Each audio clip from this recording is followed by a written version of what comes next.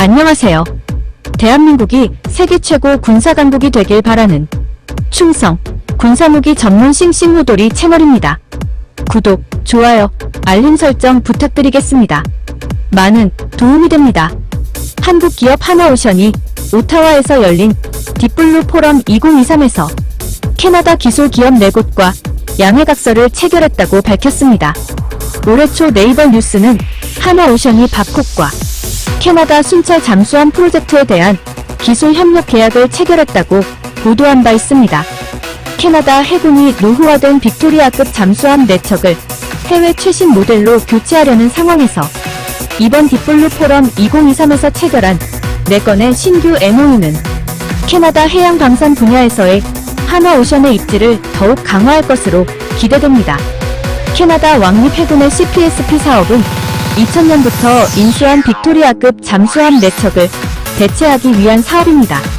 이 잠수함들은 RCN에 인도된 날로부터는 새 것처럼 보이지만 4척 모두 90년대 중반에 인도된 영국 해군으로부터 중고로 인도받은 잠수함이며 최소한의 개조로 취역할 수 있고 상호 운용성에 대한 RCN의 요구사항을 충족할 수 있는 더 유능하고 강력한 잠수함을 선호한다는 점을 고려할 때 캐나다는 사실상 한국의 도산 안창호급 또는 일본의 타이게이급 2가지 옵션만 남게 됩니다. 따라서 캐나다 잠수함 사업에서의 한 일정이 결국 가시화되었습니다.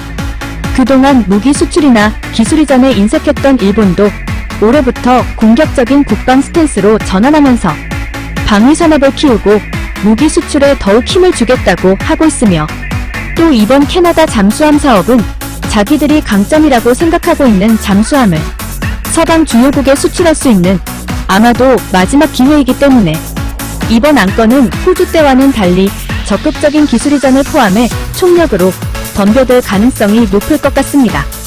캐나다의 차기 잠수함 사업에서 중요하게 생각될 성능 요소는 항속거리와 기동성, 자동화와 거주 요건의 편의성이며 특히 캐나다의 넓고 복잡한 해안선을 커버해야 하기 때문에 항속거리는 물론 기동성도 함께 고려할 것으로 판단됩니다.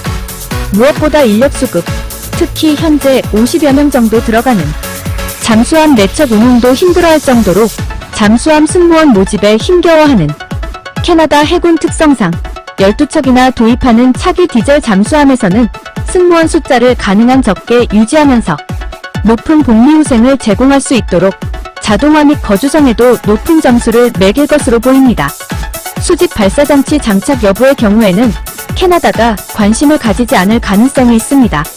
어차피 3에서 4,000톤급 디젤 잠수함에서 발사할 수 있는 탄도미사일은 매우 소형이라 사거리가 수백 킬로미터에 불과하며 캐나다의 가상의 적은 모두 수만 킬로미터밖에 있기 때문이며 하나오션이 캐나다 버전의 장보고 3 잠수함을 만들 경우 차라리 수직 발사장치를 빼고 그 자리에 무인 잠수정 등 다목적 운용 공간으로 만들거나 함내에 리튬이온 배터리를 더 확장하여 항속거리를 늘리는 방향으로 가는 게 선정에 더 유리하게 작용할 것으로 보입니다. 어쨌든 위 요소들을 종합했을 때 항속거리와 순간속도를 중시하고 소류급보다는 낮지만 자동화가 덜 된 일본의 타이게이급보다는 대한민국 장보고 3가 캐나다 해군의 요구사항에 가장 알맞은 잠수함이라고 할 수 있습니다.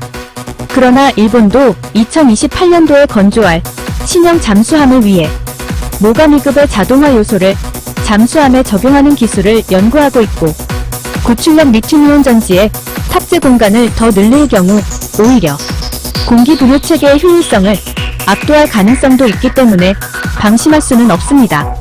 결국 이번 캐나다 잠수함 사업은 동북아를 대표하는 기술 강국인 한국과 일본의 진검승부가 될 것으로 보입니다.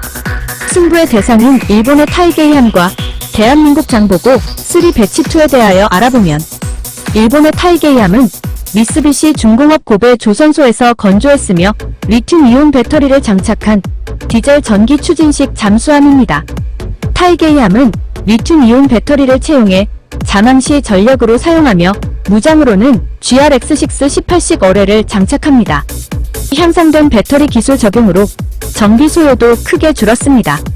무엇보다 납축전지에 비해 수중에서 최고 속도로 항해하더라도 항해가 가능한 시간이 크게 늘어난 것이 장점입니다. 추진 장치로는 신형 공기 부료 체계를 장착하여 항속 거리와 작전 범위를 넓혔으며 얕은 근해 지역에서도 활동이 가능합니다. 타이게이의 선체는 2006년부터 개발한 저탐지, 충격 저항성 선체이며 선체 디자인뿐 아니라 프로펠러까지 한꺼번에 연구하여 소음을 최소화하고 충격에 대한 저항력을 최대화할 수 있는 구조로 개발했습니다.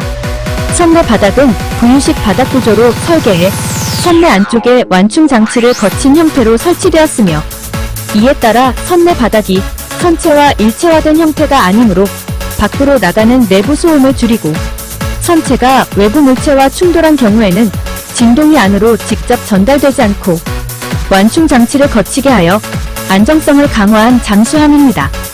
이에 대비 대한민국 해군과 방위사업청이 추진 중인 장보고 3 배치2 잠수함은 도산 안창호급 잠수함 대비 크기와 배수량이 커지고 개선된 신형 잠수함입니다. 길이 89m, 수상 배수량 3,600톤 급의 장보고 3 배치2는 공기 부료 체계 탑재, 디젤 전기 추진 잠수함으로 수중 작전 능력, 탐지 능력, 무장 등에서 앞선 기술이 적용됩니다.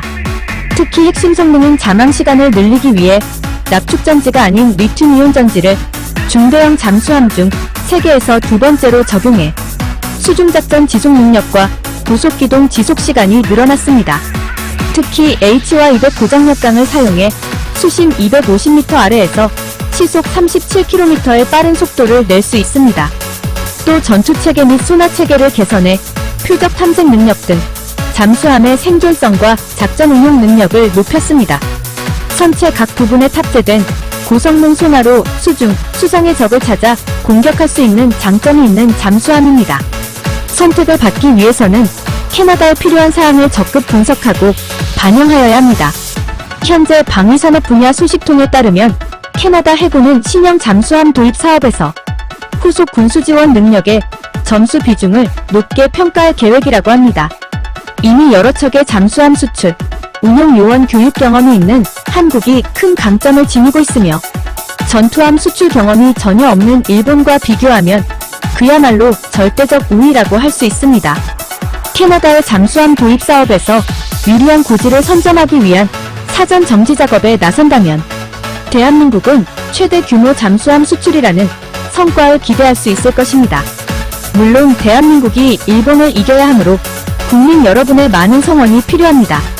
대한민국에 좋은 소식이 있기를 바랍니다. 시청해주셔서 감사합니다. 구독, 좋아요, 알림 설정 부탁드리겠습니다. 대한민국 화이팅!